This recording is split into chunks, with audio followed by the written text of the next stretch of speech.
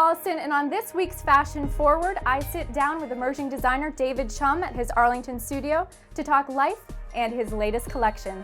We bring you inside this artist's remarkable journey from a Cambodian refugee camp to the Boston fashion scene.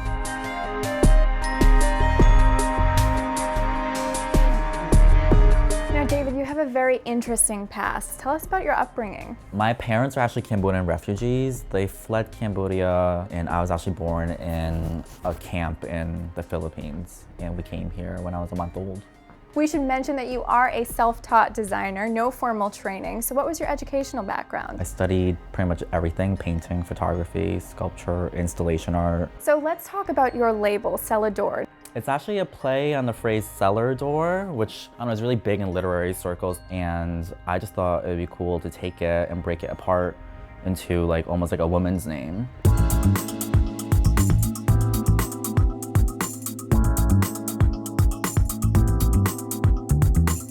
So explain your collection that you have right now. Well, with each one, I give myself some sort of restraint in a way, or some sort of challenge. And this time I just wanted to do black, because with black, you're pared down to nothing but shape, silhouette, line, proportion, and texture, which is not easy. It sounds easy, but it really isn't.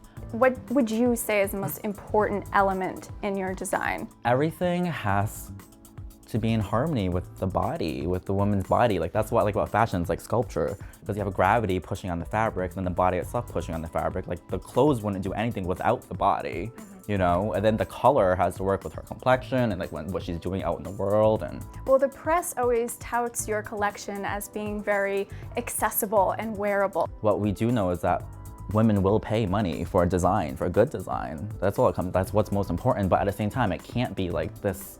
It can't be all for art, you know what I mean? It can't be this obscene, something like Lady Gaga would, where it needs to function in the world.